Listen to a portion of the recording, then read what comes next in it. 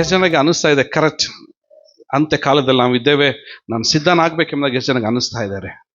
ವಾಕ್ಯ ಕೇಳಿ ನಾವು ಇನ್ನೂ ಮನ ತಿರುಗದೇ ಇದ್ರೆ, ವಾಕ್ಯ ಕೇಳಿ ನಾವು ಇನ್ನೂ ಬದಲಾಗದೇ ಇದ್ರೆ, ವಾಕ್ಯ ಕೇಳಿ ಇನ್ನೂ ನಮ್ಮ ಜೀವಿತವನ್ನು ಸರಿಪಡಿಸ್ಕೊಳ್ದೇ ಇದ್ರೆ ಇನ್ನೂ ಯಾವಾಗ? ಆಲ್ಮೋಸ್ಟ್ ಅಂತ್ಯಕ್ಕೆ ಹೋಗಿ ನಾವು ನಿಲ್ತಾ ಇದ್ದೇವ್ರಿ. ಶಾರೀರಿಕವಾಗಿ ಪ್ರಪಂಚ ನಾಶವಾಗ್ಲಿಕ್ಕೆ ಸಿದ್ಧವಾಗ್ತಾ ಇದೆ. ಸಾಮಾಜಿಕವಾಗಿ ಪ್ರಪಂಚ ನಾಶವಾಗ್ಲಿಕ್ಕೆ ಸಿದ್ಧ ಆಗ್ತಾ ಇದೆ. ಎಲ್ಲ ದೇಶಗಳು, ಪ್ರತಿ ರಾಷ್ಟ್ರಗಳು ಹಣ ಖರ್ಚು ಮಾಡ್ತಿರೋದು ಒಂದೇ ಒಂದು ವಿಷಯಕ್ಕೋಸ್ಕರ, ಜನರನ್ನು ಹೆಂಗ್ ಸಾಯಿಸ್ಬೇಕೆಂಬುದಾಗಿ.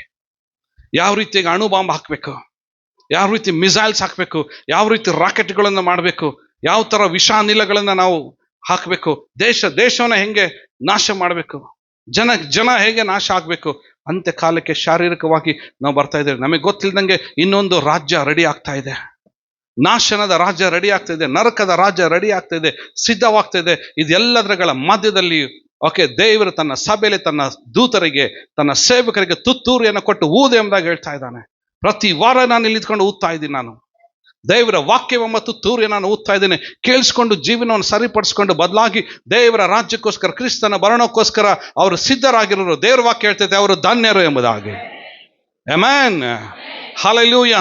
ದೇವರ ವಾಕ್ಯ ಹೇಳ್ತೈತೆ ಕಿವಿ ಉಳ್ಳವನ್ನ ಕೇಳಿಸ್ಕೊಳ್ಳಿ ಎಂಬುದಾಗಿ. ಅದು ಇವತ್ತು ಕೇಳಿಸ್ಕೊಳ್ಳದೆ ಇರುವ ಹಾಗೆ ಮನಸ್ಸನ್ನ, ಕಿವಿಯನ್ನ, ಕಣ್ಣನ್ನ ಎಲ್ಲವನ್ನ ಸೈತಾನನು ಮಂಕು ಮಾಡಿಟ್ಟಿದ್ದಾನೆ. ದೇವರ ವಾಕ್ಯ ಕೇಳೋದಕ್ಕಿಂತ ಮುಂಚೆ ಆರಾಧನೆಯಲ್ಲೇ ನಾವು ಸಿದ್ಧಪಡಿಸ್ಕೊಳ್ತಾ ಇದ್ದೇವೆ. ಆರಾಧನೆಯಲ್ಲಿ ನಾವು ಸರಿಪಡಿಸ್ಕೊಳ್ತಾ ಇದ್ದೇವೆ. ಇವತ್ತು ಅಂಥದೇ ಒಂದು ಎಚ್ಚರಿಕೆ ಸಂದೇಶವನ್ನ ನಾವು ಕೇಳಲಿಕ್ಕಿದ್ದೇವ್ರೆ. Amen, praise the Lord. ಇವತ್ತಿನ ಸಂದೇಶವು ಅದು ನಮ್ಮನ್ನ ಇನ್ನೂ ಸ್ವಲ್ಪ ಟ್ಯೂನ್ ಮಾಡುವಂಥದ್ದಾಗಿದೆ. ಇನ್ನೂ ಸ್ವಲ್ಪ ನಮ್ಮ ಜೀವಿತವನ್ನ ಅದು ಟ್ಯೂನ್ ಮಾಡುವಂಥದ್ದಾಗಿರ್ತದೆ. ಇವತ್ತಿನ ಸಂದೇಶದ ಶೀರ್ಷಿಕೆ ಹೀಗಿದೆ. ಏನ್ ಹೇಳ್ತದೆ ಅದು? Who you are. ನೀನು ಯಾರಾಗಿದ್ದಿ? Seeds R weeds. ಹೇಳ್ರಿ, ನೀನು ಒಳ್ಳೆ ಬೀಜನೋ ಅಥವಾ ಕೆಟ್ಟ ಅಣಜಿನೋ? ಒಬ್ಬ ರೈತನಿಗೆ ಒಂದು ಹೊಲ ನೋಡಿದಾಗ ಏನ್ ನೆನಪು ಬರ್ತಿದೆ? ಬೆಳೆ ಸುಗ್ಗಿ ನೆನಪು ಬರ್ತಿದೆ.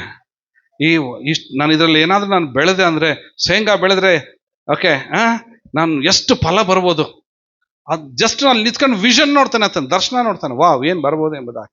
ಆದ್ರೆ ಅದ್ರ ಮಧ್ಯದಲ್ಲಿ ಅದನ್ನು ಹುಟ್ಟದೆ, ಅವು ಒಳ್ಳೆ ಬೀಜಗಳು ಹುಟ್ಟದೆ ಅದರಲ್ಲಿ ಬರೇ ಕಳೆಗಳು ಹುಟ್ಟುಬಿಟ್ರೆ ಅವನಿಗೆ ಏನು ಅನಿಸ್ತದೆ? ರೈತನಿಗೆ ಬಂದು ನಿಂತ್ಕೊಂಡು ಸ್ವಲ್ಪ ದಿವಸ ಆಗಿದ್ಮೇಲೆ ಬಿತ್ತಿದ ಎಲ್ಲ ಬೆಳೀತು, ಇಷ್ಟು ಮಟ್ಟಕ್ಕೆ ಬಂದಿದೆ, ಅದು ಮೊಣಕಾಲ್ ತನಕ ಬಂದಿದೆ, ಬರೀ ಜಾಲಿ ಗಿಡನ ತುಂಬಿದೆ, ಬರೇ ಅಂತದೇ ಗಿಡಗಳನ್ನೆಲ್ಲ ಬೆಳೆದು ನಿಂತ್ಕೊಂಡು, ಕಳೆಗಳನ್ನು ಬೆಳೆದು ನಿಂತ್ಕೊಂಡ್ರೆ ಹೆಂಗ್ ಅನಿಸ್ತದೆ ರೈತನಿಗೆ? ದೇವರು ಒಳ್ಳೆ ಬೀಜಗಳಿಂದ ಸಭೆಯಲ್ಲಿ ಬಿತ್ತುತ್ತಾ ಇದ್ದಾನ್ರಿ. ಒಳ್ಳೆ ಬೀಜಗಳಿಂದ ಬಿತ್ತುತ್ತಾ ಇದ್ದಾನೆ. ವಾಕ್ಯವೆಂಬ ಬೀಜದಿಂದ ನಮ್ಮನ್ನ ಆತನ ಬಿತ್ತುತ್ತಾ ಇದ್ದಾನೆ. ಆತನು ಒಳ್ಳೆ ಬೀಜದಿಂದ ನಮ್ಮನ್ನು ಬಿತ್ತಿದ್ರೆ ಆತ ನಮ್ಮನ್ನು ಏನು ಎದುರು ನೋಡ್ಬೇಕು? ನಮ್ಮಿಂದ ಕಮಾನ್, ಒಳ್ಳೆ ಫಲವನ್ನ ಆತನ ಎದುರು ನೋಡ್ಬೇಕು.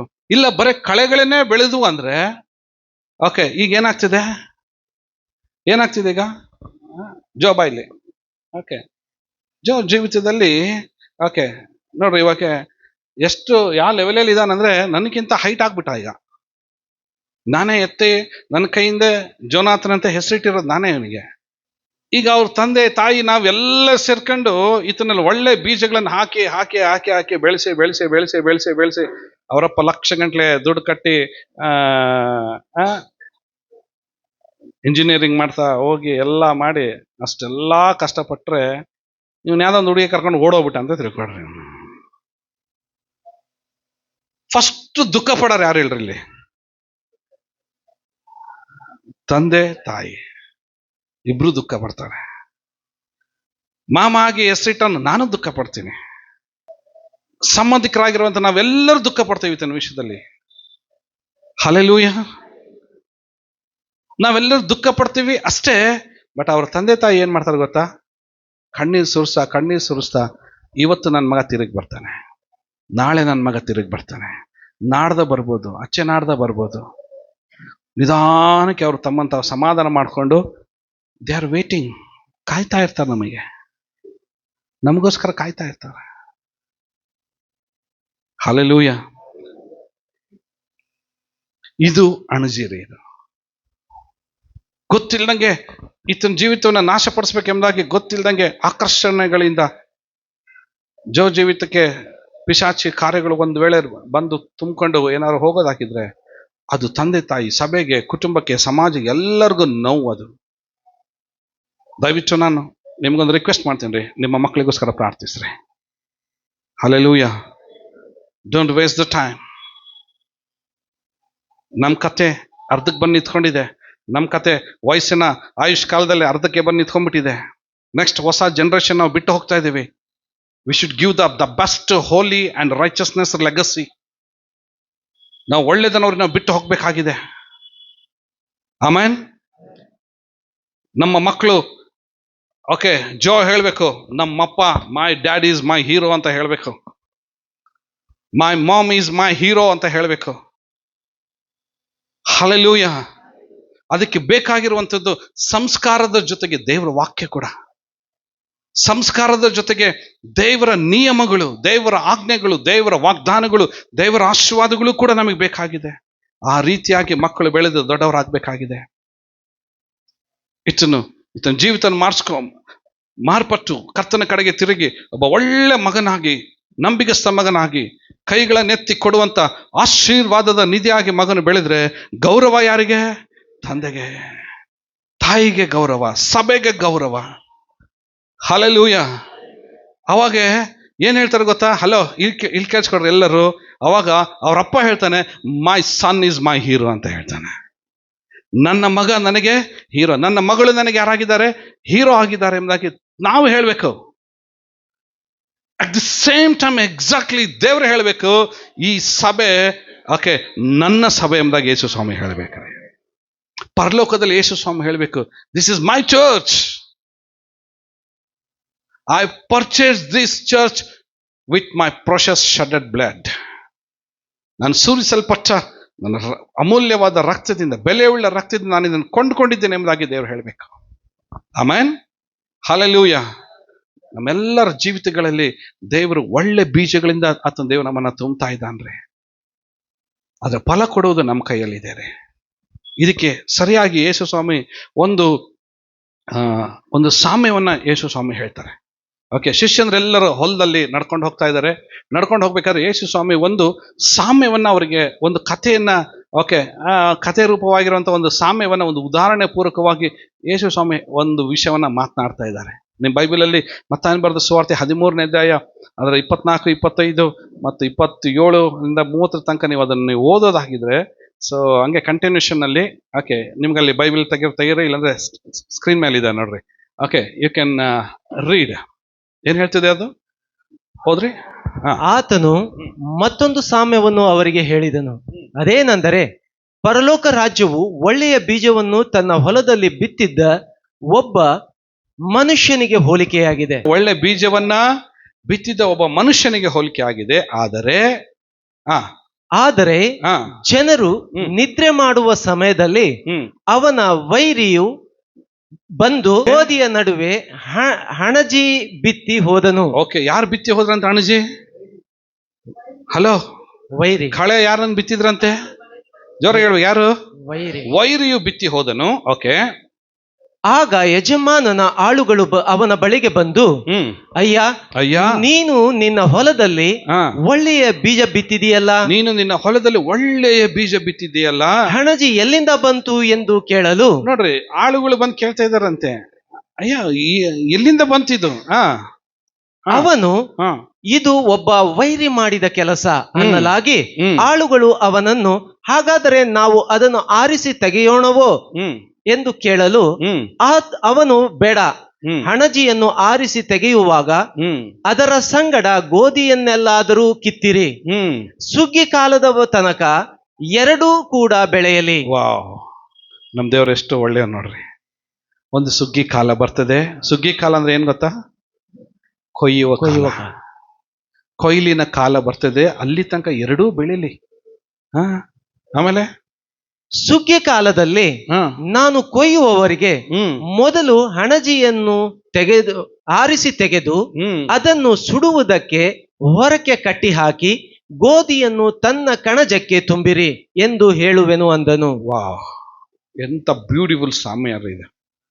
ಎಂತ ಆಶೀರ್ವಾದದ ಸಾಮ್ಯವನ್ನು ಯೇಸು ಸ್ವಾಮಿ ಅವತ್ತು ತನ್ನ ಶಿಷ್ಯರ ಸಂಗಡ ಮಾತನಾಡಿದ್ದಾರೆ. ವಾಹ್, ಅದನ್ನ ನೋಡ್ತಾ ಹೋಗೋಣ ಅದನ್ನ. ಓಕೆ, ಈಗ ಹೇಳ್ರಿ, ಆತನ ಮತ್ತೊಂದು ಸಾಮ್ಯವನ್ನು ಅವ್ರಿಗೆ ಹೇಳುವಾಗ ಏನಂತ ಹೇಳ್ತಾ ಇದ್ದಾನೆ? ಪರಲೋಕ ರಾಜ್ಯವು ಒಳ್ಳೆಯ ಬೀಜವನ್ನು ತನ್ನ ಹೊಲದಲ್ಲಿ ಬಿತ್ತಿದ ಒಬ್ಬ ಮನುಷ್ಯನಿಗೆ ಹೋಲಿಕೆ ಆಗಿದೆ.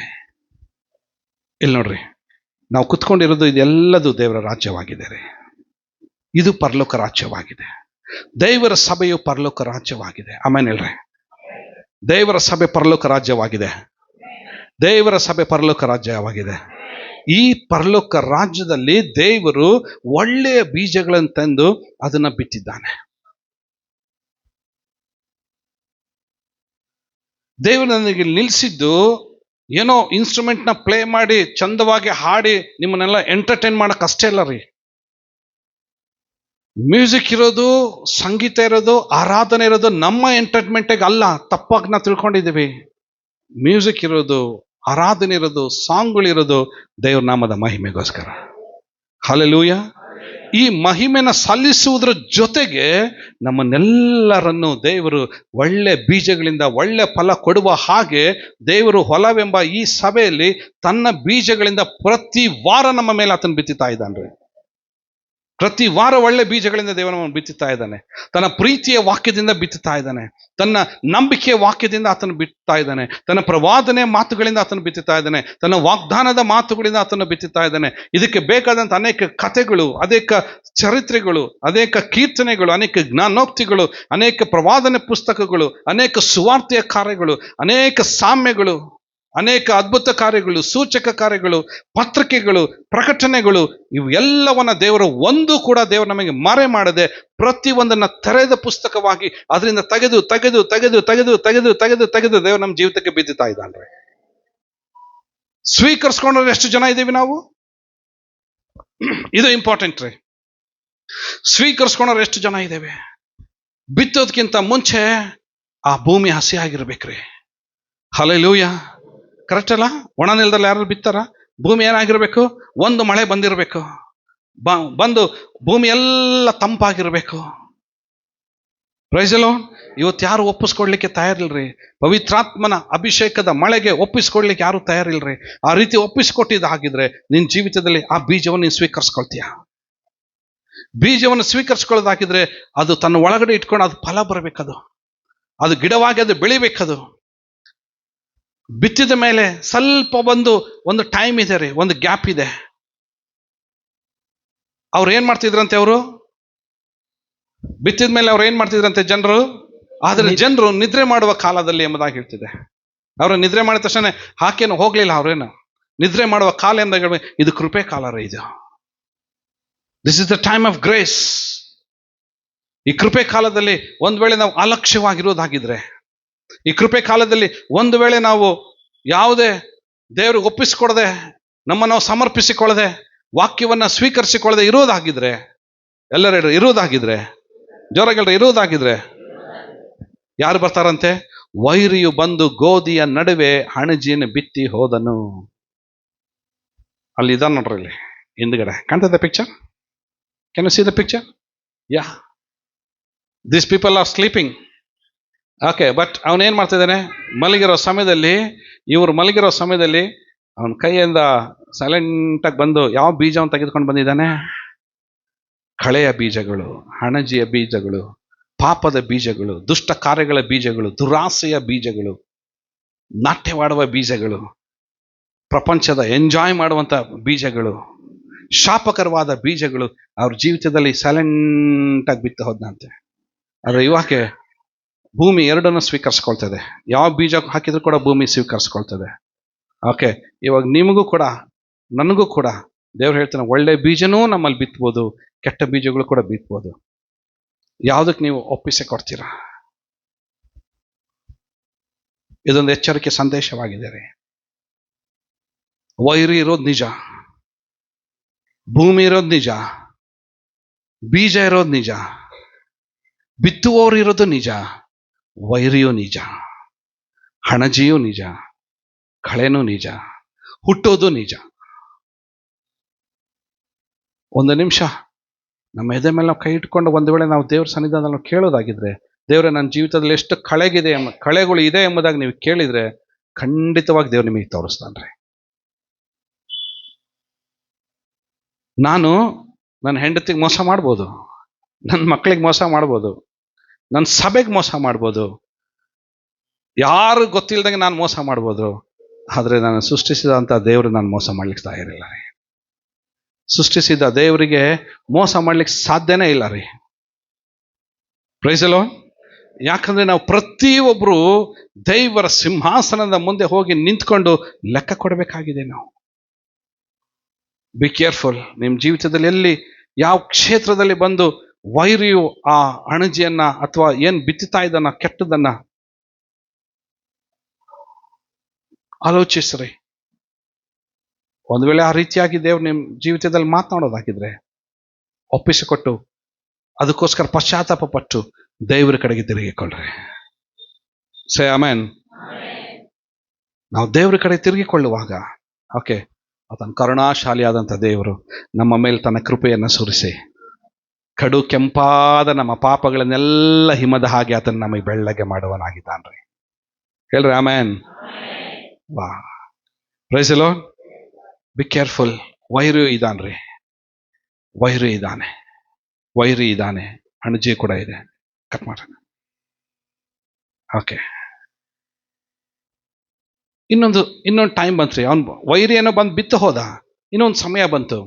ಹೇಳ್ತಿದ್ದಲ್ಲಿ ಹೋದ್ರಿ, ಗೋಧಿಯು ಬೆಳೆದು ಫಲಕ್ಕೆ ಬಂದ. ಏನಾಗಿದೆ? ಗೋಧಿ ಬೆಳೆದ ಯಜಮಾನನ ಆಳುಗಳು ಅವನ ಬಳಿಗೆ ಬಂದು ಹೇಳ್ತಾರಂತೆ, ಅಯ್ಯ ನೀನು ನಿನ್ನ ಹೊಲದಲ್ಲಿ ಒಳ್ಳೆ ಬೀಜ ಬಿತ್ತಿದ್ದಲ್ಲ, ಅಣಜಿಯಲ್ಲಿಂದ ಬಂತು ಎಂದು ಕೇಳಲು ಅವನು ಹೇಳ್ತಿದ್ದಾನೆ, ಇದು ಒಬ್ಬ ವೈರಿ ಮಾಡಿದ ಕೆಲಸ.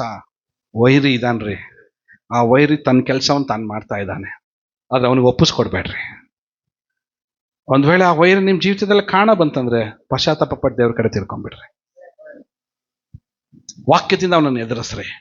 ಸರ್ವಾಯುಧಗಳನ್ನು ಧರಿಸಿಕೊಂಡು ಅವನನ್ನು ಎದುರಿಸ್ರಿ. Price the lord. ಇಲ್ಲಿ ಹೇಳ್ತಿದ್ದೆ, ಇದು ಒಬ್ಬ ವೈರಿಯ ಮಾಡಿದ ಕೆಲಸ ಅನ್ನಲ್ಲ. ಆಳುಗಳು ಬಂದು ಅವನಿಗೆ ಹೇಳ್ತಾ, ಹಾಗಾದ್ರೆ ನಾವು ಅದನ್ನ ಏನ್ ಮಾಡೋಣ, ಆರಿಸಿ ತೆಗೆಯೋಣವ ಅಂತ ಕೇಳ್ತಾ ಇದ್ದಾರೆ. Praise the Lord. ಅದಕ್ಕೆ ಅವನು ಏನ್ ಹೇಳ್ತಾನೆ ಗೊತ್ತಾ? ಅವನು ಹೇಳೋ ಮಾತು ಏನಂದ್ರೆ, ನೋ, ಬೇಡ. ಏನ್ ಹೇಳ್ತಿದ್ದಾನೆ? ಬೇಡ, ಅಣಜಿಯನ್ನು ಆರಿಸಿ ತೆಗೆಯುವಾಗ ಅದರ ಸಂಗಡ ಗೋಧಿಯನ್ನಾದರೂ ಕಿತ್ತೀರಿ. ಒಂದ್ ವೇಳೆ ವೇಟ್, ಸುಗ್ಗಿ ಕಾಲದ ತನಕ ಎರಡೂ ಕೂಡ ಬೆಳೆಯಲಿ. ನೋಡ್ರಿ, ಇಲ್ಲಿ ದೇವರ ಸಭೆಗೆ ಒಂದು ಸುಗ್ಗಿ ಕಾಲ ಬರ್ತದೆ. ದೇವರ ಸಭೆ ಕೊಯ್ಯುವಂತ ಒಂದು ಸಮಯ ಇದೆ ರೀ. ಇದನ್ನ ಬೆಳೀಲಿಕ್ಕೆ ಒಂದು ಸಮಯ ಇದೆ, ಬೆಳೀತಾ ಬೆಳೀತಾ ಫಲ ಕೊಡ್ಲಿಕ್ಕೆ ಒಂದು ಸಮಯ ಇದೆ, ಸುಗ್ಗಿ ಕಾಲ ತನಕ ಒಂದು ಸಮಯ ಇದೆ. ಆ ಸಮಯದಲ್ಲಿ ಒಳ್ಳೆದೂ ಬೆಳೆ ಬರ್ತಾ ಇದೆ, ಕೆಟ್ಟ ಬೆಳೆನೂ ಕೂಡ ಬರ್ತಾ ಇದೆ. ಕೊಯ್ಲೆ ಎಂಬುದಾಗಿ ಹೇಳ್ಬೇಕಾದ್ರೆ ಅದು ರಾಪ್ಚರ್. ಹೇಳ್ರಿ ಒಂದ್ಸರಿ, ರಾಪ್ಚರ್ ಹೇಳ್ರಿ, ರಾಪ್ಚರ್. ಹಲ್ಲೆಲೂಯಾ. ನಿನ್ನ ರಾಪ್ಚರ್ ಸಿದ್ಧವಾಗಿದ್ದಾರೆ. ನಾವು ಪರಲೋಕಕ್ಕೆ ನಾವು ಏರಿ ಹೋಗುವುದನ್ನ, ಯೇಸು ಸ್ವಾಮಿ ಬರೋಣದಲ್ಲಿ ನಮ್ಮ ಎತ್ತಲ್ಪಡುವಿಕೆ ನಮಗೆ ಸಿದ್ಧವಾಗಿದೆ. ನಾವು ಎತ್ತಲ್ಪಟ್ರೆ ಅದು ಒಳ್ಳೆ ಗೋಧಿ, ಕೈ ಬಿಡಲ್ಪಟ್ರೆ ಅದೇ ಹಣಜಿ, ಅದೇ ಕಳೆ. ಕೈ ಬಿಡಲ್ಪಡೋದು ಅದು ಭಯಂಕರವಾಗಿದೆ ರೀ. ಬೇಡ. ಅವನೇನಂತ ಹೇಳ್ತಿದ್ದಾನೆ? ತೆಗಿಯುವಾಗ ಒಂದ್ ವೇಳೆ ಗೋಧಿಯನ್ನಾದ್ರೂ ಕಿತ್ತಿರಿ ನೀವು, ಸುಗ್ಗಿ ಕಾಲದ ತನಕ ಎರಡೂ ಕೂಡ ಬೆಳೆಯಲಿ. ಮುಂದೆ ಹೇಳ್ತಿದೆ, ಸುಗ್ಗಿ ಕಾಲದಲ್ಲಿ ನಾನು ಏನ್ ಮಾಡ್ತಿದ್ದೇನೆ? ಕೊಯ್ಯುವವರಿಗೆ ಹೇಳ್ತೀನಿ, ಮೊದಲು ಅಣಜಿಯನ್ನು ಆರಿಸಿ ತೆಗೆದು ಏನ್ ಮಾಡ್ರಿ, ಅದನ್ನು ಸುಡುಗುವುದಕ್ಕೆ ಹೊರೆ ಕಟ್ಟಿ ಹಾಕಿ. ನೋಡ್ರಿ, ಹೊರೆ ಕಟ್ರಿ, ಅಣಜಿಯನ್ನ ಹೊರೆಯನ್ನ ಕಟ್ಟಿ ಹಾಕ್ರಿ. ಗೋಧಿಯನ್ನ ನನ್ನ ಕಣಜಕ್ಕೆ ಏನ್ ಮಾಡ್ರಿ, ತುಂಬಿರಿ. ನನ್ನ ಕಣಜ ಎಂಬ ಹೇಳ್ಬೇಕಾದ್ರೆ ಅದು ಪರಲೋಕ ರಾಜ್ಯವಾಗಿದೆ. ನನ್ನ ದೇವರ ಕಣಜದಲ್ಲಿ ನಾವೆಲ್ಲರೂ ಕೂಡ ಶೇಖರಿಸಲ್ಪಟ್ಟು ದೇವರ ರಾಜ್ಯಕ್ಕೆ ಹೋಗ್ಬೇಕು. ಆದ್ರೆ ಅಣಜಿ ಕತೆ ಏನು? ಅಣಜಿ ಕತೆ ಏನ್ ಗೊತ್ತಾ? ಹೋದ್ರೆ ಅನ್ಸತ್ತೆ, ಹೀಗಿರಲಾಗಿ ಹೇಗೆ ಅಣಜಿಯನ್ನು ತೆಗೆದು ಆರಿಸಿ ತೆಗೆದು ಸುಟ್ಟು ಬಿಟ್ಟರೋ ಹಾಗೆ ಯುಗದ ಸಮಾಪ್ತಿಯಲ್ಲಿ ನಡೆಯುವುದು. ವಾವ್. ಅಣಜಿಯನ್ನೆಲ್ಲ ಹೊರೆಯನ್ನ ಕಟ್ಟಿ ಹೊತ್ಕೊಂಡ್ ಬರ್ತಾ ಇದ್ದ ನೋಡ್ರಿ ಹಿಂದಿನ ಮನುಷ್ಯ. ಅಣಜಿಯನ್ನ ಹೊರೆ ಕಟ್ಟಿ ಹೊತ್ಕೊಂಡ್ ತಂದು ಎಲ್ಲ ಹಾಕ್ತಾ ಇದಾರೆ ಅದನ್ನ ಬೆಂಕಿಯಲ್ಲಿ, ಫುಲ್ ಬೆಂಕಿನಲ್ಲಿ ತಂದು ಎಲ್ಲ ಹಣಜಿನ ತಂದ. ಬೆಂಕಿ ಇರೋದು ನಿಜ. Hallelujah, hallelujah. ಅದಕ್ಕೆ ಆ ಹಣಜಿ ಹೊರೆ ಕಟ್ಟೋರು ಅದನ್ನೆಲ್ಲ ಯಾರು ಎಂಬುದಾಗಿ ನೋಡ್ಬೇಕಾದ್ರೆ ಅಲ್ಲಿ ಹೇಳ್ತದೆ, ಮನುಷ್ಯ ಕುಮಾರನು ತನ್ನ ದೂತರನ್ನ ಕಳಿಸುವನು. ಇವ್ರು ಯಾವ ದೂತರು ಗೊತ್ತಾ? ಸಂಹಾರ ದೂತರು ಇವರು. ತನ್ನ ದೂತರನ್ನ ಕಳಿಸುವನು, ಅವರು ಆತನ ರಾಜ್ಯದೊಳಗಿಂದ ಎಲ್ಲಾ ಕಂಟಕರನ್ನು, ವಾ ಎಷ್ಟು ಚಂದ ಇದ್ದಾರೆ, ಬ್ಯೂಟಿಫುಲ್. ಕನ್ನಡ ಬೈಬಲ್ ತುಂಬಾ ಚೆನ್ನಾಗಿದೆ. ಎಲ್ಲ ಕಂಟಕರಂತೆ, ಕಂಟಕರನ್ನು ಅಧರ್ಮಿಗಳನ್ನು ಕೂಡಿಸಿ ಬೆಂಕಿ ಕೊಂಡದಲ್ಲಿ ಹಾಕುವರು, ಅಲ್ಲಿ ಗೋಳಾಟವು ಕಟಕಟನೆ ಹಲ್ಲು ಕಡಿಯೋಣವು ಇರುವವು. ಇದು ನಾನು ಹೇಳೋ ಮಾತಲ್ಲ ರೀ, ಇದು ಕಳೆದ 2000 ವರ್ಷಗಳ ಹಿಂದೆ ನಮ್ಮನ್ನ ರಕ್ಷಿಸಿದಂತ, ಶಿಲುಬೆ ಮೇಲೆ ಪ್ರಾಣವನ್ನು ಕೊಟ್ಟು ಮರಣವನ್ನು ಹೊಂದಿ ಹೂಣಲ್ಪಟ್ಟು 3ನೇ ದಿನದಲ್ಲಿ ಮೃತ್ಯುಂಜಯನಾಗಿ ಎದ್ದು ಬಂದಂತ ಜಯವೀರನಾದಂಥ ನ್ಯಾಯಾಧಿಪತಿಯಾದಂಥ ಯೇಸು ಸ್ವಾಮಿಯ ತೀಕ್ಷ್ಣವಾದ ಮಾತುಗಳಿದು. ಇದು ರವಿ ಪಾಸ್ಟರ್ ಮಾತಲ್ಲ ರೀ, ಇದು ದೇವರು ನಮ್ಮನ್ನು ಎಚ್ಚರಿಸುವಂತ, ಅವಾಗ್ಲೇನೆ ನಮಗೋಸ್ಕರ ನಿಮಗೋಸ್ಕರದ ಬರಿಸಿಟ್ಟು ಮುದ್ರಿಸಲ್ಪ ಪವಿತ್ರಾತ್ಮನ ಬೆಂಕಿಯಿಂದ ಅದನ್ನು ಸಂರಕ್ಷಿಸಲ್ಪಟ್ಟು ಕಾಲ ಕಾಲಕ್ಕೆ ಈ ವಾಕ್ಯವನ್ನು ತೆಗೆದು ಓದುವವರ ಜೀವಿತಕ್ಕೆ ಇದನ್ನು ದೇವರು ಆಶೀರ್ವಾದಕರವಾಗಿ ನೀಡುವಂತ ವಾಕ್ಯ, ಎಚ್ಚರಿಕೆಯ ವಾಕ್ಯ. ಆಮೆನ್. ನಮ್ಮನ್ನೆಲ್ಲರನ್ನ ಎಚ್ಚರಿಸಿ ದೇವರ ರಾಜ್ಯಕ್ಕೆ ಸಿದ್ಧಪಡಿಸುವಂತ ವಾಕ್ಯವನ್ನು ದೇವರು ನಮಗೋಸ್ಕರ ಅದನ್ನು ಕಾದಿರಿಸಿಟ್ಟಿದ್ದಾನೆ. ಈ ಅಂತ್ಯ ದಿನಮಾನಗಳಲ್ಲಿ ದೇವರು ಒಂದೊಂದೇ ಓಪನ್ ಮಾಡಿ ಅದರಲ್ಲಿರುವಂಥ ರಹಸ್ಯಗಳಿಂದ ದೇವರು ತನ್ನ ಸಭೆಯನ್ನ, ತನ್ನ ಜನರನ್ನ ಇವತ್ತು ಎಚ್ಚರಿಸ್ತಾ ಇದ್ದಾನ್ರಿ. ಹಲೋ, ಇದೊಂದು ಎಚ್ಚರಿಕೆ ಸಮಯ ಆಗಿದ್ದಾರೆ. ಇಲ್ಲಿ ನಾವು ಮನ ತಿರುಗದೇ ಇದ್ರೆ, ಇಲ್ಲಿ ನಾವು ಒಪ್ಪಿಸಿಕೊಡದೇ ಇದ್ರೆ, ಇಲ್ಲಿ ನಾವು ದೇವರಿಗೆ ನಾವು ವಿಧೇಯರಾಗದೇ ಇದ್ರೆ ಇನ್ನೂ ಯಾವಾಗ? ಹಲೋ, ಇನ್ನೂ ಯಾವಾಗ್ರಿ? ನಮ್ ಕೂದಲೇ ಬೆಳ್ಳಗಾಗ್ತಾ ಇದೆ. Praise the Lord. ದೇಹ ಸುಕ್ಕಾಗ್ತಾ ಇದೆ. ದೇಹ ಸುಕ್ಕಾಗ್ಲಿ, ದೇಹ ಕೂದಲ ಬೆಳ್ಳಗಾಗ್ಲಿ, ಏನೇ ಆಗ್ಲಿ, ಅದ್ರ ಆತ್ಮ ಮಾತ್ರ ದಿನ ಯೌವನ ತನಕ ಅದು ಬದಲಾಗ್ತಾ ಹೋಗ್ಬೇಕ್ರಿ. ಆತ್ಮ ಸ್ಟ್ರಾಂಗ್ ಆಗ್ತಾ ಹೋಗ್ಬೇಕು. ದೇವರ ಸನ್ನಿಧಾನದಲ್ಲಿ ದೇವರ ಪವಿತ್ರಾತ್ಮನಿಂದ ತುಂಬಿಸಲ್ಪಟ್ಟು ನಮ್ಮ ಆತ್ಮ ದೇವರ ಆತ್ಮ ಜೊತೆ ಕನೆಕ್ಟ್ ಆಗ್ತಾ ಹೋಗ್ಬೇಕು. ಇನ್ನೂ ಬದಲಾಗ್ತಾ ಹೋಗ್ಬೇಕು. ನಾವು ದೇವ್ರಿಗೆ ಹೇಳ್ಬೇಕು ಪ್ರತಿದಿನ, ಕರ್ತನೇ ನನ್ನನ್ನು ನೂತನ ಪಡಿಸಪ್ಪ, ನನ್ನನ್ನು ನೂತನ ಪಡಿಸ ಎಂಬುದಾಗಿ. ಇಲ್ಲ ಅಂದ್ರೆ ಹಲೋ, ಬೆಂಕಿ ಕೊಂಡ ಇರುವುದು ಸತ್ಯ ಸತ್ಯ ಸತ್ಯ ಸತ್ಯ. ಕಿವಿ ಇಳುವನ್ನು ಕೇಳಿಸ್ಕೊಳ್ಳಿ. ದೇವದೂತರು ಬಂದು ಏನ್ ಮಾಡ್ತಾರಂತೆ, ಎಲ್ಲಾನು ಕೂಡಿಸಿ ತಗೊಂಡೋಗಿ ಎತ್ತಿ ಏಂಜಲ್ಸ್ ಬಂದು ಏನ್ ಮಾಡ್ತಾರೆ, ಬೆಂಕಿ ಕೊಂಡದಲ್ಲಿ ಹಾಕ್ತಾರೆ. ಜಸ್ಟ್ 1 ನಿಮಿಷ ನನಗೆ ಕ್ಷಮಿಸ್ರಿ. ಒಂದು ವೇಳೆ ನೀನು ಅಲ್ಲಿದ್ರೆ ನಿನ್ ಗತಿ ಏನ್ರಿ? 1 ನಿಮಿಷ ಯೋಚನೆ ಮಾಡಿ ನೋಡೋಣ. ಈ ಕೆಳಗಡೆ ನೋಡಲ್ಲಿ, ಕೆಳಗಡೆ ಎಷ್ಟು ಜನರು ಇದ್ದಾರೆ, ಅದ್ರ ಒಳಗಡೆ ಅಲ್ಲಿ ಎಲ್ಲೋ ಒಂದು ಮೂಲೆಯಲ್ಲಿ ನೀನು ಕೂಡ ಅದೇ ರೀತಿಯಾಗಿ ಬೆಂಕಿ ಕೊಂಡದಲ್ಲಿ ಬೇಯ್ತಾ ಇದ್ರೆ ನಿನ್ ಗತಿ ಏನು? ಒಂದು ವೇಳೆ ಅವ್ರ ತರ ಮೇಲ್ಗಡೆ ಪಿಕ್ಚರ್ ನೋಡ್ರಿ, ಹೆಂಗ್ ಅಳ್ತಾ ಇದ್ದಾಳ ಅವಳು ಆ ಕಡೆ, ಇದು ನೀನಾಗಿದ್ರೆ ಯೇಸು ಸ್ವಾಮಿ ನಾಮದಲ್ಲಿ ಅದು ನೀನ್ ಆಗಿರ್ಬೇಡ. ಹಲ್ಲೆಲೂಯಾ. ಇದು ನಿನ್ನ ಸ್ಥಾನ ಅಲ್ಲ, ಇದು ನಮ್ಮ ಸ್ಥಾನ ಅಲ್ಲ ರೀ. ಇದು ಒಂದ್ ವೇಳೆ ನಾವು ಈ ಸ್ಥಾನಕ್ಕೆ ಹೋಗೋದಾಗಿದ್ರೆ ಯಾಕೆ ದೇವ್ರು ನಮ್ಮನ್ನು ರಕ್ಷಿಸ್ಬೇಕಿತ್ತು? ನಮ್ಮ ಹಳೆ ಜೀವಿತನ ಎಷ್ಟೋ ಚೆನ್ನಾಗಿತ್ತಲ್ಲ, ರೈಟ್ ಸರ್? ಹಳೆ ಜೀವಿತದಲ್ಲೇ ಇದ್ದು ಇಲ್ಲಿ ಹೋಗ್ಬೋದಾಗಿತ್ತು. ದೇವ್ರ ಸಭೆಗೆ ಬಂದು ದೇವ್ರ ಕಡೆಗೆ ತಿರುಗಿಕೊಂಡು ದೀಕ್ಷಾಸ್ನಾನ ಹೊಂದಿ ಕರ್ತನ ಮೇಜಿನಲ್ಲಿ ಕೈ ಹಾಕಿ ಪ್ರತಿ ವಾರ ಆರಾಧಿಸಿ, ಓಕೆ, ದೇವ್ರ ನಮಗೆ ಕೊಟ್ಟ ಆಶೀರ್ವಾದಗಳಲ್ಲಿ ದೇವರ ಸೇವೆಗಾಗಿ ಕೊಟ್ಟು ಪ್ಲಸ್ ದೇವರ ವಾಕ್ಯದಿಂದ ನಾವು ಇನ್ನೂ ಶುದ್ಧೀಕರಿಸಲ್ಪಡದೇ ಇದ್ರೆ, ಹಲೋ, ಇನ್ನೂ ಯಾವಾಗ? ನನ್ನ ಪ್ರಶ್ನೆ ಇದು, ಇನ್ನೂ ಯಾವಾಗ?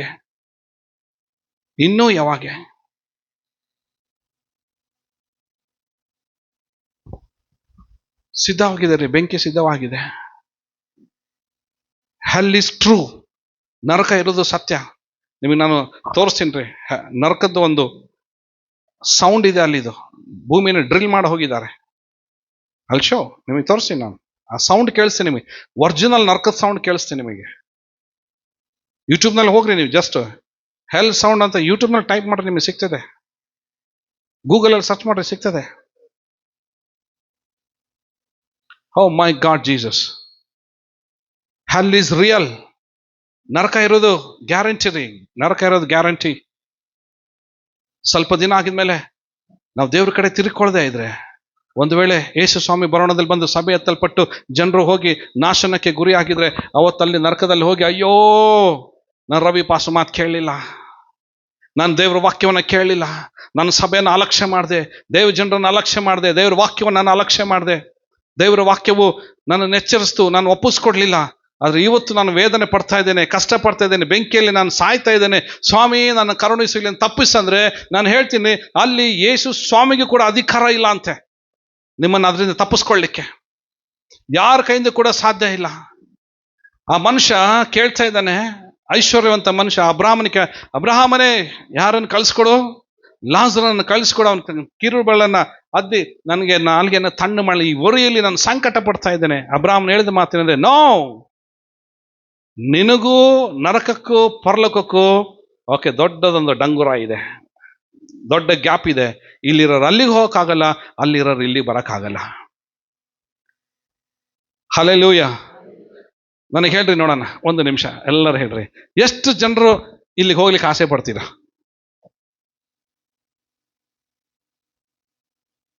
ಏನ್ ಪೆಕ್ಯುಲರ್ ಪ್ರಶ್ನೆ ಅಲ್ಲ ಇದು, ಅಲ್ಲ? ಎಂತ ಪ್ರಶ್ನೆ ಕೇಳ್ತಿದಾರಪ್ಪ. ಇಲ್ಲಿ ಹೋಗಕ್ಕೆ ಎಷ್ಟು ಜನ ಇಷ್ಟಪಡ್ತೀರಾ? ಇಲ್ಲ ಅಲ್ಲ? ನಾನು ಹೋಗಲ್ಲ ಅನ್ನೋರು ಕೈ ಎತ್ರಿ. ಇದು ನನ್ನ ಸ್ಥಳ ಅಲ್ಲ ಅನ್ನೋರು ಕೈ ಎತ್ರಿ ನೋಡೋಣ.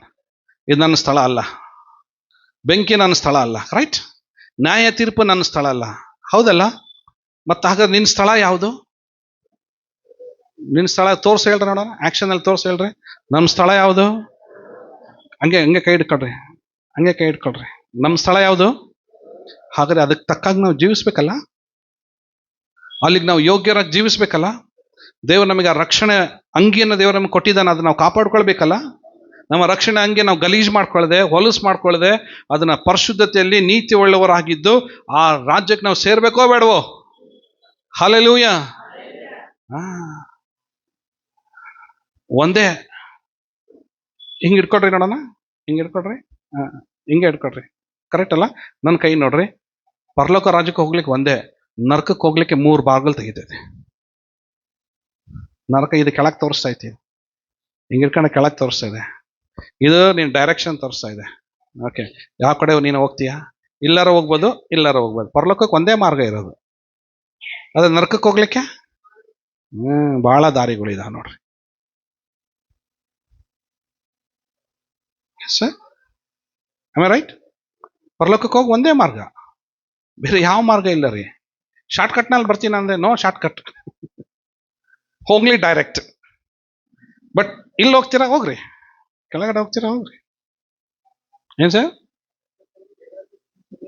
ಎಲ್ಲ ತರವಾದ ಕರೆಕ್ಟ್, ಎಲ್ಲ ತರವಾದಂತ ದಾರಿಗಳಿದಾವೆ. You can go. ಅದೇ ದೇವ್ರಿಗೆ ಸ್ತೋತ್ರ ರೀ. ಒಂದ್ಸಲ ನಮ್ಮ ಕೈಗಳ ಮೇಲೆ ಕೆತ್ತನ್ರಿ. Hallelujah, hallelujah. ಹಂಗೇ ಕೈ ಮೇಲ್ಕೊಂಡು ಹೇಳ್ರಿ, ಆಗ ನೀತಿವಂತರು ತಮ್ಮ ತಂದೆಯ ರಾಜ್ಯದಲ್ಲಿ ಸೂರ್ಯನಂತೆ ಪ್ರಕಾಶಿಸುವರು. ಕಿವಿ ಉಳ್ಳವನು ಕೇಳಲಿ. ನಾನು ಮಾಡ್ದಾಗ ಮಾಡ್ರಿ, ಕಿವಿ ಉಳ್ಳವನು ಕೇಳಲಿ. ಕೇಳಿದ್ದನ್ನು ಗ್ರಹಿಸ್ಕೊಳ್ಳಿ, ಗ್ರಹಿಸ್ಕೊಂಡಿದ್ದನ್ನು ಸ್ವೀಕರಿಸ್ಕೊಳ್ಳಿ, ಸ್ವೀಕರಿಸ್ಕೊಂಡಿದ್ದನ್ನು ಕೈಗೊಂಡು ನಡೆಯಲಿ. ಆಮೇನ್. ಹಲ್ಲೆಲೂಯಾ. ಎಲ್ಲಿ ನೀತಿವಂತರು ಎಲ್ಲಿರ್ತಾರಂತೆ? ತಂದೆಯ ರಾಜ್ಯದಲ್ಲಿ. ಹೆಂಗಿರ್ತಾರಂತೆ?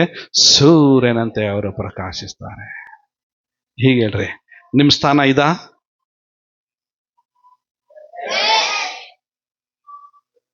ತಂದೆಯ ರಾಜ್ಯ ನಮ್ಮ ಸ್ಥಾನ ತಾನೇ ಅದು.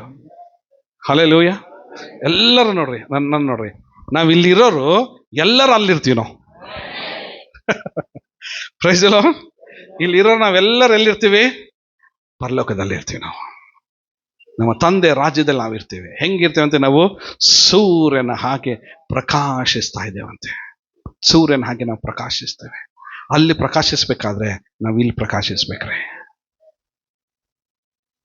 ನಾವು ಅಲ್ಲಿ ಪ್ರಕಾಶಿಸ್ಬೇಕಾದ್ರೆ ಆ ಪ್ರಕಾಶದ ಜ್ಯೋತಿ ಇಲ್ಲಿ ಮೂಡಬೇಕು. ಆ ಪ್ರಕಾಶಕ್ಕೆ ಬೇಕಾದ ಎನರ್ಜಿ, ಆ ಶಕ್ತಿ ದೇವರು ಪ್ರತಿ ವಾರ ತನ್ನ ಸಭೆಯಲ್ಲಿ ದೇವರು ಅದನ್ನು ಕೊಡ್ತಾ ಇದ್ದಾನೆ. ಎವ್ರಿ ವೀಕ್ ಪ್ರತಿ ವಾರ ಆ ಎನರ್ಜಿಯಿಂದ ದೇವರು ನಮ್ಮ ತುಂಬ್ತಾ ಹೋಗ್ತಾ ಇದ್ದಾನೆ. ಒಂದು ದಿನ ಕೂಡ ನಮ್ಮ ಲೈಟ್ ಆಫ್ ಆಗಬಾರ್ದು. ಆಮೆನ್. Hallelujah, hallelujah. ಇವತ್ತು ಕೀರ್ತನೆಯಲ್ಲಿ ಓದಿದ್ವಲ್ಲ, 19 ಕೀರ್ತನೆ, ಅವನು ಎದ್ದು ತನ್ನ ಗೂಡಾರದಿಂದ ಮೊದಲಿಂಗಂತರ ಓಡ್ತಾನಂತೆ ಅವನು. Praise the Lord. ನಾವು ಕೂಡ ಏನಾಗಬೇಕಾಗಿದೆ? ಎದ್ದು ಓಡಬೇಕಾಗಿದೆ ರೀ. ನಿಮಗೊಂದು ನಾನು ಕೈ ಜೋಡಿಸಿ ಹೇಳ್ತೀನಿ ರೀ, ಓಕೆ, ಯಾರ ಜೀವಿತದಲ್ಲಿ ತಪ್ಪುಗಳನ್ನು ಹುಡುಕಬೇಡ್ರಿ. ಯಾರನ್ನೋ ಥಿಂಕ್ ಮಾಡ್ತಾ ಮಾಡ್ತಾ ಮಾಡ್ತಾ ನೀವು ನರಕಕ್ಕೆ ಪಾಲಾಗಬೇಡ್ರಿ. ಯೇಸು ಸ್ವಾಮಿ ಹೇಳ್ತಾರೆ, ಅವನ ವಿಷಯದಲ್ಲಿ ನೀವು ತಲೆ ಕೆಡಿಸ್ಕೋಬೇಡ, ಇನ್ನೊಬ್ಬರ ವಿಷಯದಲ್ಲಿ ತೀರ್ಪು ಮಾಡಬೇಡ್ರಿ, ನಿಮಗೂ ತೀರ್ಪಾಗ್ತದೆ. ಒಂದ್ಸಾರಿ ಒಬ್ಬ ಮನುಷ್ಯ ಅವನ ಮನೆ ಮುಂದ್ಗಡೆ ಒಬ್ಬ ವೇಶ್ಯ ಸ್ತ್ರೀ ಮನೆ ಮಾಡ್ಕೊಂಡ್ಲಂತೆ. ವೇಶ್ಯ ಸ್ತ್ರೀ ಗೊತ್ತಾಯ್ತಲ್ಲ, ಅರ್ಥ ಆಯ್ತಲ್ಲ ನಾನು ಹೇಳಿದೆ. ಒಬ್ಬ ವೇಶ್ಯ ಸ್ತ್ರೀ, ಒಬ್ಬ ಜಾರ ಸ್ತ್ರೀ ಬಂದು ಮನೆ ಮಾಡ್ಕೊಂಡಿದ್ರಂತೆ. ಇವನು ಅವಳನ್ನೇ ನೋಡ್ತಿದ್ದ, ತುಂಬಾ ಬ್ಯೂಟಿಫುಲ್ ಆಗಿದ್ಲು ಅವಳು. ಇವನು ಚರ್ಚಿಗೆ ಹೋಗೋನು, ಸಭೆಗೆ ಹೋಗೋನು, ಬೈಬಲ್ ಓದೋನು ಎಲ್ಲ ಇವನು. ಆದ್ರೆ ಕೇಳಿಸ್ಕೊಡ್ರಿ, ಅವಳು ಮನೆಗೆ ದಿನಕ್ಕೆ 3 ಇಂದ 4 ಜನ 5 ಜನ ಬಂದು ಹೋಗೋರಂತೆ. ಇವನೇನ್ ಮಾಡೋಣಂದ್ರೆ, ಓಕೆ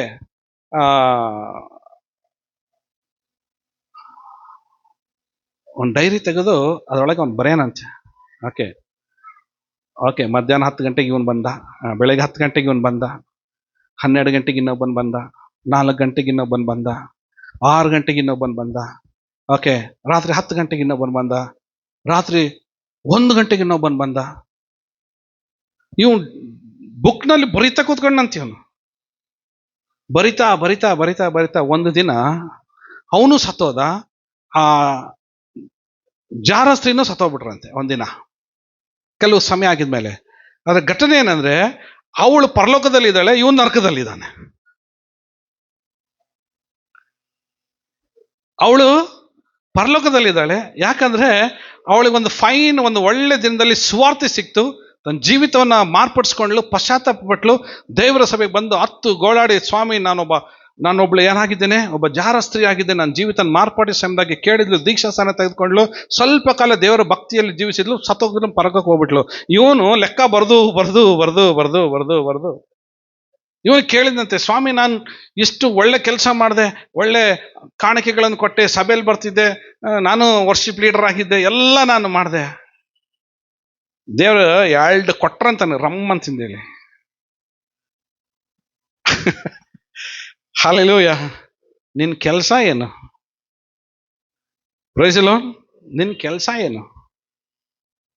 ಪ್ಲೀಸ್ ಯಾರ ಮೇಲೆ ದೂಷಿಸ್ಬೇಡ್ರಿ. ನೀವು ಅವನು ಹಿಂಗಿದ್ದಾನೆ, ಅವಳ ಜೀವನ ಹಿಂಗಿದೆ, ಇವಳು ಹಿಂಗಿದ್ದಾಳೆ, ಇವಳು ಹಿಂಗಿದ್ದಾಳೆ, ಇವಳು ಹಿಂಗಿದ್ದಾಳೆ, ಇವಳು ಹಿಂಗಿದ್ದಾಳೆ, ಇವನು ಹಿಂಗಿದ್ದಾನೆ ಅಂತಂದೇಳಿ ಅವ್ರ ಬಗ್ಗೆ ತಲೆ ಕೆಡ್ಸ್ಕೊಂಡು ನೀವು ನರ್ಕಕ್ಕೆ ಹೋಗ್ಬೇಡ್ರಿ. ಬಿಟ್ಬಿಡ್ರಿ. ಅವ್ರ ಆತ್ಮಕ್ಕೆ ಅವ್ರ ಜವಾಬ್ದಾರಿ, ನಿನ್ನ ಆತ್ಮಕ್ಕೆ ನೀನ್ ಜವಾಬ್ದಾರಿ. Praise the Lord. ಇನ್ನೂ ಮುಂದೆ ಹೋಗಿ ಹೇಳ್ತೀನಿ, ಹೆಂಡತಿ ಜವಾಬ್ದಾರಿ ಹೆಂಡತಿದೆ, ಗಂಡನ ಜವಾಬ್ದಾರಿ ಗಂಡಂದೆ. ಭೂಲೋಕಕ್ಕಷ್ಟೇ ಸಂಬಂಧ, ಪರಲೋಕಕ್ಕೆ ಸಂಬಂಧ ಇಲ್ಲ ರೀ. ವೈಯಕ್ತಿಕವಾಗಿ ನಾವು ಹೋಗ್ಬೇಕಾಗಿದೆ. ವೈಯಕ್ತಿಕವಾಗಿ ನಮ್ಮ ಜೀವಿತ, ನಮ್ಮ ಆತ್ಮ ನಾವು ಸಂಪಾದಿಸಿಕೊಳ್ಬೇಕಾಗಿದೆ. ಹಲ್ಲೆಲೂಯ. ನಮಗೋಸ್ಕರ ನೀತಿಯ ಸೂರ್ಯನಂತೆ ಪ್ರಕಾಶಿಸುವಂತ ಒಂದು ಸ್ಥಾನ ನಮ್ಮೆಲ್ಲರಿಗೋಸ್ಕರ ಸಿದ್ಧವಾಗಿದೆ. ದೇವರ ರಾಜ್ಯದಲ್ಲಿ ಎಲ್ಲವೂ ಕೂಡ ಸಿದ್ಧವಾಗಿದೆ. ಸಮಯ ಎಂಡ್ ಆಗ್ತಾ ಇದ್ದಾರೆ. ನರಕ ಹೇಗೆ ಎಂಡ್ ಆಗ್ತಾ ಇತ್ತು, ನರಕ ಹೇಗೆ ಸಿದ್ಧವಾಗ್ತಾ ಇತ್ತು, ನರಕಕ್ಕೆ ಹೇಗೆ ಜನರು ಸಿದ್ಧರಾಗ್ತಾ ಇದ್ದರು. ಸ್ವಲ್ಪ ಜನ ಅಲ್ರಿ, ಸ್ವಲ್ಪ ಜನ ನರಕಕ್ಕೆ ಹೋಗೋರು, ಕೋಟಿ ಕೋಟಿ ಕೋಟಿ ಜನರು ನರಕಕ್ಕೆ ಹೋಗ್ಲಿಕ್ಕಿದ್ದಾರೆ.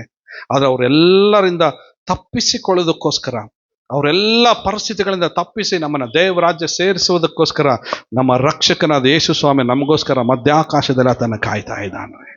ಓ God, thank you Jesus, thank you Lord, thank you Lord, praise the Lord. ಸಕಲ ದೇವದೂತರು ನಮಗೆ ಕಾಯ್ತಾ ಇದ್ದಾರೆ. ಎಲ್ಲ ಪರಲೋಕದ ಹಳೆ ಒಡಂಬಡಿಕೆ ಕಾಲದ ಭಕ್ತರು ಎಲ್ಲರೂ ನಮಗೋಸ್ಕರ ಕಾಯ್ತಾ ಇದ್ದಾರೆ.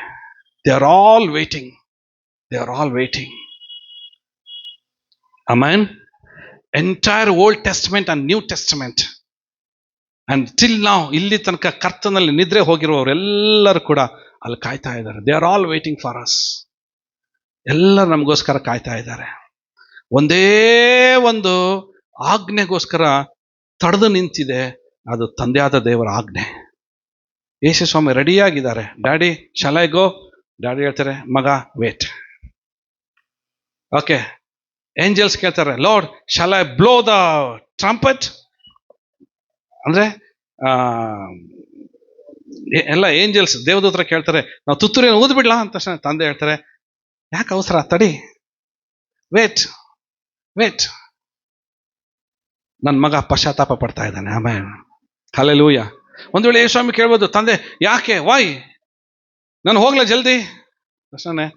ಅವಾಗೆ see my son is turning back, ತಿರುಗ್ತಾ ಇದ್ದಾನೆ ಆತನು, ನನ್ನ ಕಡೆ ತಿರುಗ್ತಾ ಇದ್ದಾನೆ. ಸಿ ಮೈ ಡಾಟರ್, ನನ್ನ ಮಗಳು ನೋಡಲ್ಲಿ ತನ್ನ ಜೀವಿತನ ಮಾರ್ಪಡಿಸ್ಕೊಳ್ತಾ ಇದ್ದಾನೆ. ವೇಟ್ ವೇಟ್ ವೇಟ್, ಇನ್ನೊಂದು ಸ್ವಲ್ಪ wait wait wait wait. Oh thank you daddy, hallelujah. ಆತನ ತಾಳ್ಮೆ ನೋಡ್ರಿ, ಎಂತ ತಾಳ್ಮೆ ಇದೆ ತಂದೆಯಾದ ದೇವರ ತಾಳ್ಮೆಯಿಂದ ನಮಗೋಸ್ಕರ ಕಾಯ್ತಾ ಇದ್ದಾನೆ. Is a waiting for us.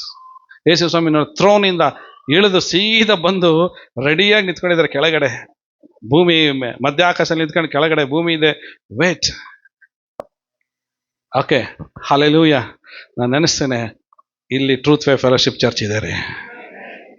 ಆಮೇನ್. ನಾವಿಲ್ಲಿದ್ದೇವೆ ರೀ. ನಾವೆಲ್ಲರೂ ಸ್ವಾಮಿ ಕರೆಯುವಾಗ ಎಲ್ಲರೂ ಎತ್ತಲ್ಪಟ್ಟು ನಮ್ಮ ಸ್ಥಾನ ಇಲ್ಲಿದೆ, ಪರಲೋಕದಲ್ಲಿ ನಮ್ಮ ಸ್ಥಾನ ಇದೆ. ಆ ಸ್ಥಾನದಲ್ಲಿ ನಾವು ಸಿದ್ಧರಾಗಬೇಕಾಗಿದೆ. ಓಕೆ, ಒಂದು ಪ್ರಶ್ನೆ ಏನಂದ್ರೆ, are you ready for rapture? ಎತ್ತಲ್ಪಡುವುದಕ್ಕೋಸ್ಕರ ಸಿದ್ಧರಾಗಿದ್ದೀರೋ, ಅಥವಾ ಇನ್ನೂ ಹಣಜಿ ಒಳಗೆ ಇದ್ದೀರೋ, ಇನ್ನೂ ಕಳೆ ಒಳಗಡೆನೆ ಜೀವಿಸ್ತಾ ಇದ್ದೀರೋ, ಅಥವಾ ಒಳ್ಳೆ ಸುಗ್ಗಿ ಕಾಲದ ಗೋಧಿ ಆಗಿ ನಮ್ಮ ಜೀವಿತವನ್ನ ರೂಪಾಂತರ ಪಡಿಸಿಕೊಂಡಿದ್ದೀರೋ?